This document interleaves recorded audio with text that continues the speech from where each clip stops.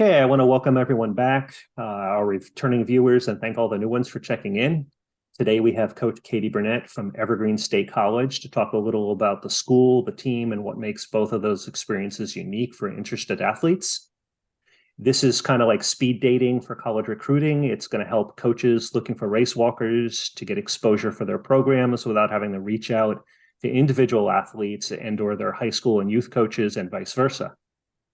Before we get started, just our daily reminder to subscribe to the channel so you're notified of new content when it's posted, and leave comments on every video so we know what you think. Coach Burnett, it's great to see you again, and thanks for joining us. Good to be here. So let's go ahead and jump right into our questions here, and then let you explain what it is that you're doing out there at Evergreen, and people can get a sense of who you are and what you're looking to do. All right. So tell our viewers and any potential recruits about your school and what makes it a unique environment for them. So Evergreen State is in Olympia, Washington, which is the state capital. What makes it really unique, though, is that even though it's right next to a city, it's the campus is on 1,200 acres of mostly old growth forest. So we're like 1.5 miles from a Safeway, but it feels like you're like separated from everything, like you're more in the country or in the woods. The campus is actually quite expansive. They have, like very tall, like large buildings on campus. They have the biggest library in the state, or it rivals very closely to the University of Washington's library. They're very similar sizes. There's a lot of trails on campus. We also have a private beach off of the Puget Sound, and you can walk or hike or run down there. It's not too far away, maybe 1 mile down from the campus. We also we have this program called TOP, the outdoor program, where you can rent for free if you're a student. You can rent kayaks, canoes, rock climbing gear, hiking gear, tents, so all that kind of stuff. So if you wanted to go and you just go take a kayak down, you could go do that. We're also very close to Capitol Forest, which is a state park, and Capitol Forest goes up into the mountains. So there's trails that you can go on that you can, stay low if you want, or you can run up and be on top of a mountain and have like one of the greatest views in the world. If you go the other direction into the city, there's the Chehalis Western Trail, which is a 22-mile rail to trail that they paved. So it's pretty flat. It's where I'll be doing most of my training because it's ideal for race walking. On campus, we also have some separated bike paths that are accessible for pedestrians and bicyclists. So you can do training on the campus very easily. Question, and I had done some research when both you and Joel got brought on to Evergreen, because I'd never heard of the school. So I was like, where is this place and what is it? And I was like, wow, the campus is beautiful. Where was this, 30 years ago when I was going to college? What's the altitude of the mountain? Ooh, that's a good question. Because so the campus is only like maybe 100 or a couple hundred feet up from the Puget Sound, which is sea level. So I think maybe it's like 3,000 feet or something. It's not like super high. But you can get you're not getting the super altitude effect, but you can get some altitude effect by training up there, and you don't get too much of a difference between going up and down. You can do it on the same day. That's nice. That's a nice option to have, because your recovery is going to be better. Yeah, and I mean, the trail system is really well mapped out. There's lots of options, which is nice. We're also like only, I think, 4 miles from Capitol Lake. So Capitol Lake was where the first women's marathon U.S. trials were held. in 84. So that's a nice flat path around the lake. So it's a good loop as well down there. So lots of different training options, and you're pretty much not going to get stuck doing the same thing every day. Yeah, That's you nice could that's nice pick. available. And so we're currently using the Capitol High School track for most of our track specific work while they're working on putting in a new track facility on campus. Right now we have like a dirt track. We also have like, they also have like an indoor soccer arena that has indoor turf, which can be good, if you need a recovery day on something soft, extra soft. And you can race walk on turf. I've done it. It's a little weird, but you can do it. Yes. Okay, so give us a short history of your coaching background and then transition into how you're going to integrate that into growing students into well-rounded athletes. So I've been an athlete obviously for a very long time, like 20 some years. Since I was 13, I've been a race walker. I just finished 4 years of coaching at the high school level, which like was very much an emphasis on making my athletes like good people and also increasing their fitness, setting goals, trying to make state, representing well wherever we could. We did get some qualified for state and everything like that. So now, looking at college coaching, I'm really excited for this opportunity because this is new for me. Now on our coaching staff, we also have Joel Pearson, who's been a college coach for like 15 or 16 years. Ever. Forever. He's had multiple national champions, national record holders, like, I think he was born a college coach. pretty much, yeah. Like as soon as they let him legally do it, he did it. He's been coaching for a while. We also have Zeb Hoffman. So Zeb was the coach before Joel took over. He'll be coaching the throws still. So Zeb was a national champion in the hammer throw in the NAIA in 2016. And he also holds the Masters 35 to 39 American record in the indoor 56-pound weight throw. Nice. So it's cool because we have some American record holders on our coaching staff, but we also have coaches who've coached, record holders. So it's a good mix, and a lot of, Zeb and I, we know what it's like to be an athlete, so we know ways that we can try to help like, athletes coming to college when they first get there, what things they should expect and how to guide them into the college scene. So you've got that balance between the coaching and, understanding what's needed from the coaching end, and then also still being an athlete. So you understand what the athlete's mentality is and where their head is. Yes. And something that some of our viewers may not know, that if there's any race walkers who are javelin throwers, you know a little bit about that. I don't mean to embarrass you, but oh yes. Well, so my other background, so I started as a Division I javelin thrower at Arizona.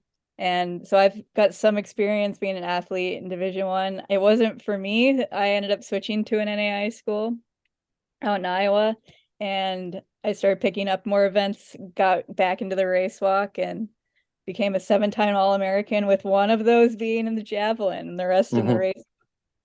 So I actually really loved being in the NAI, and I think this is like a great opportunity. And with the physical location and the way that the campus is growing, it provides a lot of opportunities for athletes from anywhere in the country who are looking to go in the NAIA. What are the most important qualities that you're looking for in a potential recruit? We want people who want to be part of the team and who want to do the work. Like we don't want someone who's just like, I want the gear, I want to just, show up. It's a nice shirt. We will have gear. Yes, we'll have better shirts than this, actually. This is now a relic. But we want people who want to be part of a team. Like we're growing a lot this year. Our goal in a few years is to have like a team of 60 to 70 for track. So that, that's a good sized team. And we would really like to have some race walkers be part of that can make a good balance for our team. So we want to have people who want to be athletes. They want to run or walk or throw or jump in college. But we also, they have to focus on their academics as well. Like if they just brushed off and was like, school doesn't matter, I just want to compete. Like that's a little bit too far, I think, that way. But we want people who, while they're getting their education, still want to compete and still want to work at it. Because most of those kids, they probably shouldn't have, they won't peak in high school if they're able to get the opportunities that like we could give them or another school could give them, and they could see what they could actually get out of themselves. Nice, nice. So what are the goals that you set for individual athletes and then the team as well on an annual basis and over a 4-year period? So we're in a very interesting conference because we have the University of British Columbia in our conference, which biggest They're school in huge. North America. They're a juggernaut Yes, they're a would be the word. juggernaut. So we also have Northwest University. And then there's, I think, Walla Walla. There's a few others. But our goal is that we want to be competitive, competitive with Northwest, competitive with UBC as best we can. So when we get to conference, we're getting more and more athletes to get to conference. And then we also want to work on getting athletes qualified for the national championships. So depending on an individual athlete, like what their current ability is, like our first goal is going to be probably trying to get them to make conference for most events. But for race walking, the main goal would probably be get them to nationals, work on hitting the A standard, seeing if we can get them on a B standard if possible. But like we want to be able to be competitive as a team, and it's going to take a lot to change what it was previously at the school, because they had a very small team, but they only had one coach, and they didn't have like a lot of support staff. They just put like $800,000 into the rec center. So they completely updated it. They have an Olympic-sized swimming pool in there that's ready to go. We have weight rooms, we have cardio rooms, we have everything in there. That's nice, and it gives them the opportunity when you get some of the the colder weather conditions that they've got a place to go. Yeah, and usually we don't get snow, but that rain can get kind of old. Yeah. Can I just dry out for a moment here, please? Yeah. Oh darn, I had like a follow-up question. But I'll just pivot off of it. What are a few of the larger areas of academic concentration in the school? Because it's one school that I don't know a lot about. So we have like 45 or more areas of study. Oh, that's much larger than I thought. Yeah. Well, so part of the change that is happening is Evergreen was known as the school that didn't give grades. You Oh, like no, because so what you had to do is you had to write a report explaining everything you learned in that class, and your teacher or professor also wrote a report. They do have grades now. It's not okay.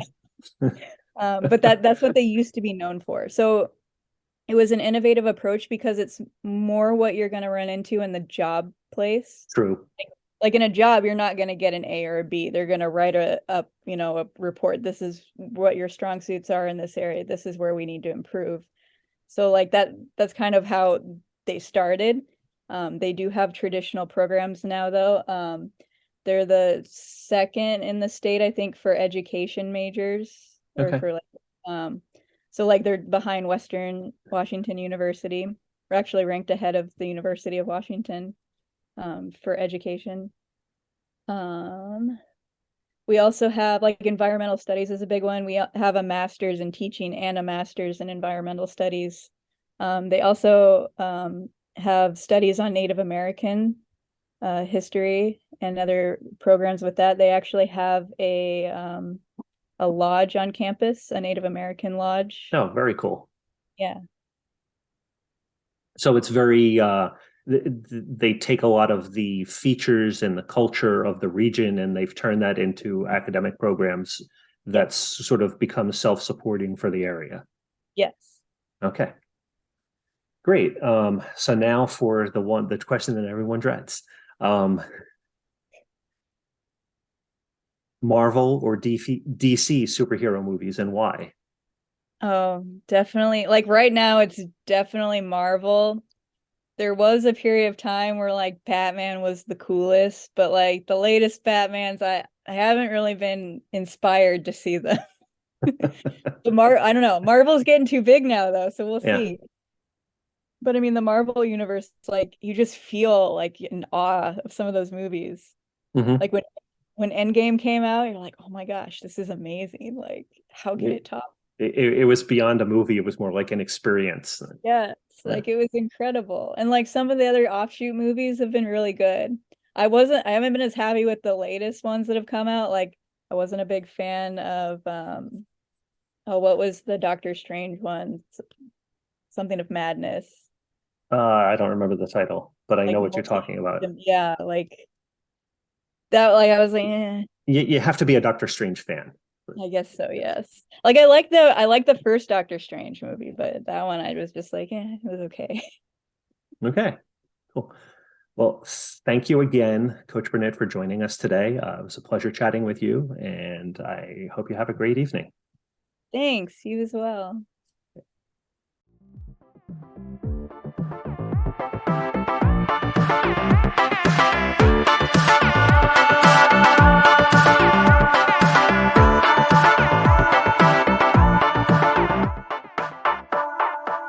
Bring the funk back.